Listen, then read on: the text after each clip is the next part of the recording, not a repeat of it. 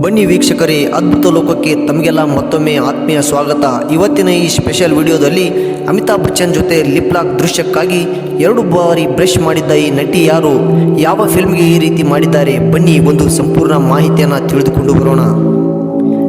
ಅಮಿತಾಬ್ ಬಚ್ಚನ್ಗೆ 81 ವರ್ಷ ವಯಸ್ಸು ಆದರೂ ಕೂಡ ಎಂತಹ ಪಾತ್ರಕ್ಕಾದರೂ ಜೀವ ತುಂಬುವ ನಟರಾಗಿದ್ದಾರೆ. ಆದರೆ ಇದೀಗ ಬಿಡುಗಡೆಯಾದ ಕಲ್ಕಿ ಚಿತ್ರದಲ್ಲಿ ಅಮಿತಾಬ್ ಬಚ್ಚನ್ ನಟನೆ ಎಲ್ಲರನ್ನ ಮೋಡಿ ಮಾಡಿದೆ. ಅಮಿತಾಬ್ ಬಚ್ಚನ್ ಜೊತೆಗೆ ಲಿಪ್ ಲಾಕ್ ದೃಶ್ಯಕ್ಕಾಗಿ ಈ ನಟಿ 2 ಬಾರಿ ಬ್ರಷ್ ಮಾಡಿ ರೆಡಿಯಾಗಿದ್ದರಂತೆ.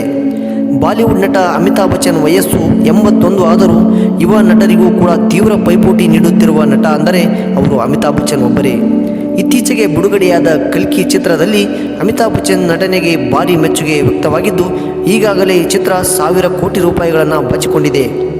ದೈತ್ಯ ಪ್ರತಿಭೆಯಾದ ಅಮಿತಾಬ್ ಬಚ್ಚನ್ ಮುಂದೆ ನಟಿಸಲು ಹಲವರು ಹಿಂದೇಟು ಹಾಕುತ್ತಾರೆ. ಹೀಗಿರುವಾಗ ಅವರ ಜೊತೆ ಲಿಪ್ ಲಾಕ್ ದೃಶ್ಯ ಸುಲಭದ ಮಾತಲ್ಲ.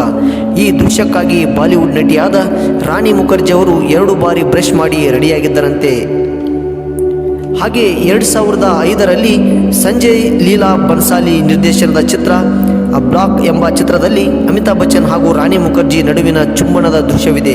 ಆದರೆ ಈ ಚಿತ್ರದಲ್ಲಿ ಅಮಿತಾಬ್ ಬಚ್ಚನ್ ವೃದ್ಧನ ಪಾತ್ರದಲ್ಲಿ ಕಾಣಿಸಿಕೊಂಡಿದ್ದರು. ಇನ್ನು ರಾಣಿ ಮುಖರ್ಜಿಯವರು ಕುರುಡು ಹುಡುಗಿಯ ಪಾತ್ರದಲ್ಲಿ ಕಾಣಿಸಿಕೊಂಡಿದ್ದರು.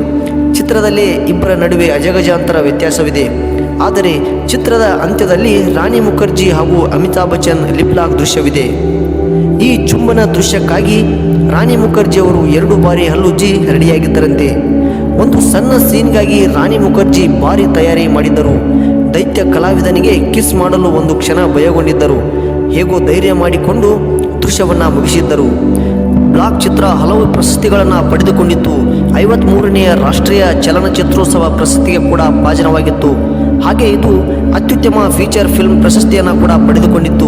ಇದರ ಜೊತೆಗೆ 11 ವಿವಿಧ ಪ್ರಶಸ್ತಿಗೆ ಕೂಡ ಶಿಫಾರಸುಗೊಂಡಿತ್ತು. ಹಾಗೆ ಉತ್ತಮ ನಿರ್ದೇಶಕ, ಉತ್ತಮ ಚಿತ್ರ, ಉತ್ತಮ ನಟ ಸೇರಿದಂತೆ ಪ್ರಮುಖ 4 ಪ್ರಶಸ್ತಿಗಳನ್ನು ಕೂಡ ಇದು ಪಡೆದುಕೊಂಡಿತ್ತು. ಅಮಿತಾಬ್ ಬಚ್ಚನ್ ಅವರಿಗೆ ಇಷ್ಟು ವಯಸ್ಸಾದರೂ ಭಾರಿ ಮೋಡಿ ಮಾಡುತ್ತಿದ್ದಾರೆ. ಆದರೆ ಕಲ್ಕಿ ಚಿತ್ರದಲ್ಲಿ ಉತ್ತಮ ಅಭಿನಯಕ್ಕೆ ಭಾರಿ ಮೆಚ್ಚುಗೆಯನ್ನು ವ್ಯಕ್ತವಾಗುತ್ತಿತ್ತು.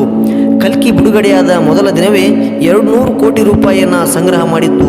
3Dಯಲ್ಲಿ ನಿರ್ಮಾಣಗೊಂಡಿರುವ ಚಿತ್ರಕ್ಕೆ 600 ಕೋಟಿ ರೂಪಾಯಿ ವೆಚ್ಚವಾಗಿತ್ತು. ಆದರೆ ಭಾರತದಲ್ಲೇ ಈವರೆಗಿನ ಅತಿ ದುಬಾರಿ ಬಜೆಟ್ನ ಚಿತ್ರ ಎನಿಸಿಕೊಂಡಿದೆ. ಈ ಚಿತ್ರವನ್ನು ಹಿಂದಿ, ತಮಿಳು, ತೆಲುಗು, ಕನ್ನಡ, ಮಲಯಾಳಂ ಮತ್ತು ಇಂಗ್ಲಿಷ್ ಸೇರಿದಂತೆ ಒಟ್ಟು 6 ಭಾಷೆಗಳಲ್ಲಿ ಕೂಡ ಇದು ಸಿನಿಮಾ ಬಿಡುಗಡೆಯಾಗಿದೆ. ಈ ಸಿನಿಮಾವನ್ನು ನಾಗ್ ಅಶ್ವಿನ್ ಅವರು ನಿರ್ದೇಶಿಸಿದ್ದಾರೆ.